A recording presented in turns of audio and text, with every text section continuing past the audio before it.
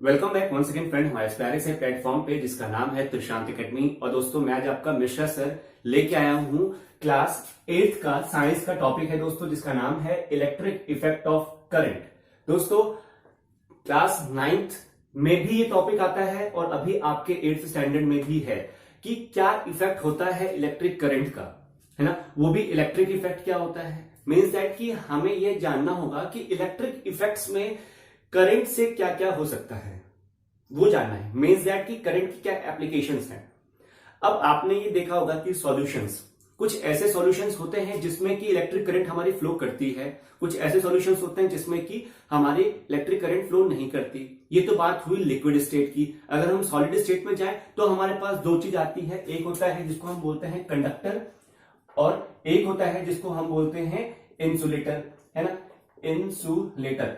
देखिए कंडक्टर क्या होता है बच्चों कि जो इलेक्ट्रिक करंट को कंडक्ट करते हो, मींस दैट उसके रास्ते से, मतलब अगर मान लो एक इलेक्ट्रिक वायर है, ये यहां से हमने करंट पास किया, यहां से करंट पास कर रहे हैं, ठीक है, इलेक्ट्रॉन यहां से मूव कर रहा है, यहां से पास हो गया इलेक्ट्रॉन, तो इट मींस दैट कि ये जो है वो कंडक्टर है, ठीक है। और अगर यहां से करंट पास नहीं करता, इट मींस दैट ये क्या है, एक इंसुलेटर है। फॉर एग्जाम्पल अगर मैं कोई भी मेटल का पीस लू, मेटल मींस दैट आयरन लू, आयरन का ही बेस्ट एग्जांपल है कि आयरन क्या है, कंडक्टर होता है, कॉपर क्या है, कंडक्टर होता है, मेटल जितने भी हैं वो कंडक्टर हैं। अगर वही बात करूं मैं कि वुड, प्लास्टिक, ये सब क्या है, इंसुलेटर है, जिसमें से करंट पास नहीं करता। तो ये एक सॉलिड स्टेट की बात है, ये तो बहुत मतलब नीचे स्टैंडर्ड की बात हो गई। लेकिन आज हम क्या बात करने आ रहे हैं, कुछ एप्लीकेशंस के बारे में, means that electric effect of current के बारे में। तो आज हम बेसिकली ये सीखने वाले हैं दोस्तों कि लिक्विड स्टेट में ऐसे कौन से सॉल्यूशंस हैं जिनको हम ये बोलेंगे कि वो कंडक्ट करते हैं इलेक्ट्रिसिटी। अब कैसे, वो देखिए दोस्तों। जब बात आती है सॉल्यूशंस की तो हम कंसीडर करते हैं एक सबसे अच्छा और सबसे बेहतरीन एग्जांपल जो आपके बुकों में दिया हुआ है वो है इलेक्ट्रोलाइट। देखिए इलेक्ट्रोलाइट। अब देखिए इलेक्ट्रोलाइट क्या है, देखिए the electrolyte is the chemical solution which breaks themselves into ions when an electric current pass through them। अब देखिए ये इलेक्ट्रोलाइट वैसे बेसिकली है क्या। यहां पे सबसे सिंपल लैंग्वेज में मैंने डेफिनेशन लिखी है कि electrolyte is the chemical solution which break themselves into the ion when an electric current pass through them। जब भी कोई इलेक्ट्रिक करंट इस सॉल्यूशन से पास होती है तो हम क्या कहते हैं कि वो अपना जिस आयन से वो बना है, जिस एलिमेंट से वो बना है, वो एलिमेंट टूट जाता है। जब वो टूटता है इट मींस दैट कि वहां पे हमारे आयंस की फॉर्मेशन होती है। और आप ये अच्छी तरह जानते हैं कि जब भी कभी आयन बनते हैं तो एक बनता है पॉजिटिव आयन, एक बनता है नेगेटिव आयन, और यही आयंस हमें रीजन देते हैं इलेक्ट्रिक करंट को फ्लो होने में। इसका मतलब यह हुआ कि अगर कोई सॉल्यूशन इलेक्ट्रोलाइट सॉल्यूशन हो जाता है, मतलब उसको वो इलेक्ट्रोलाइट सॉल्यूशन है, तो ही वहां से हमारा इलेक्ट्रिक करंट फ्लो होता है, समझे।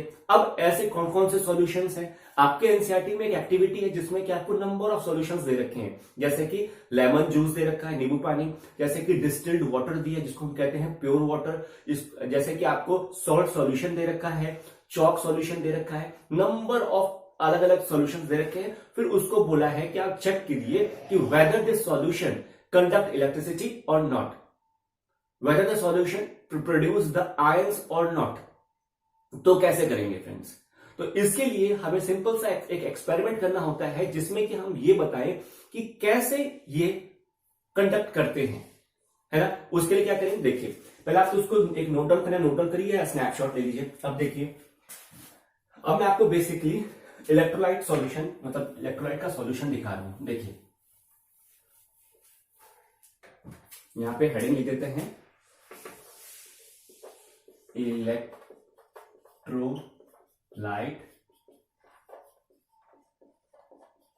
सॉल्यूशन। देखिए बेसिकली आपको करना क्या है कि एक आपको लेना है बीकर, ठीक है, एक बीकर ले लीजिए, ठीक।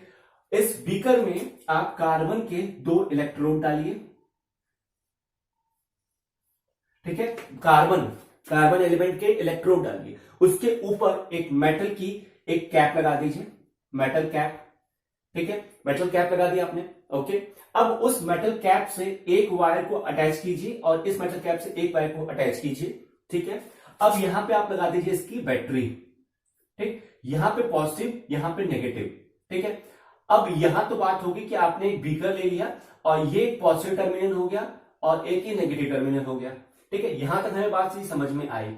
अब ये बताइए इस बीकर के अंदर हम जो सॉल्यूशन डालेंगे, इस बीकर के अंदर जो हम सॉल्यूशन डालेंगे वो बेसिकली क्या होगा, इसमें आपके पास नंबर ऑफ चॉइसेस है। पहला होगा आपके पास लेमन जूस, ठीक है, लेमन जूस नींबू पानी। दूसरा होगा प्योर वाटर। तीसरा होगा सॉल्ट सॉल्यूशन,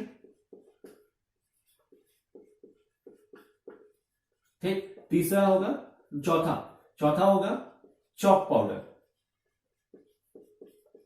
अब आपको यह चेक करना होगा कि इन चारों में से ऐसे कौन से सॉल्यूशंस हैं जिससे कि हमारे इलेक्ट्रिक करंट को पास करेगा, वो इलेक्ट्रिक करंट पास होगी। अब ये कैसे पता चलेगा कि हमें इस सॉल्यूशन से इलेक्ट्रिक करंट, मतलब इस सॉल्यूशन से इलेक्ट्रिक करंट पास हो रही है, ये कैसे पता चलेगा? तो आपको बेसिकली उसके लिए थोड़ा सा पीछे जाना पड़ेगा कि इस इलेक्ट्रोलाइट जो चैप्टर है, ये इलेक्ट्रोलाइट सॉल्यूशन जो जिसके बारे में हम इलेक्ट्रिक इफेक्ट ऑफ करंट के बारे में पढ़ रहे हैं, थोड़ा सा इससे पहले जाइए। आपने इस चैप्टर में पढ़ रखा होगा टेस्टर के बारे में, हालांकि मैं उसके ऊपर भी एक वीडियो बना दिया है, आप प्लेलिस्ट में आइए तो देखिए। टेस्टर क्या होता है कि एक ऐसा अरेंजमेंट होता है, सर्किट डायग्राम होता है, जिसके थ्रू हम ये चेक करते हैं कि कौन से सॉल्यूशन में या किस सर्किट में हमारा करंट मूव कर रहा है, करंट ट्रेवल कर रहा है, मतलब जो इलेक्ट्रिक करंट है वो ट्रेवल कर रही है, प्रोपोगेट कर रही है, वो हम चेक करते हैं, ठीक है। तो अब यहां पे हम टेस्टर के कैसे, मतलब यहां पे कैसे चेक करेंगे, तो हम यहां पे रखेंगे एक मैग्नेटिक कंपास। ये यहां से ये मैग्नेटिक कंपास है, ये नॉर्थ है और ये साउथ है, ठीक है। मैं यहां पे लिख देता हूं, ये है मैग्नेटिक कंपास,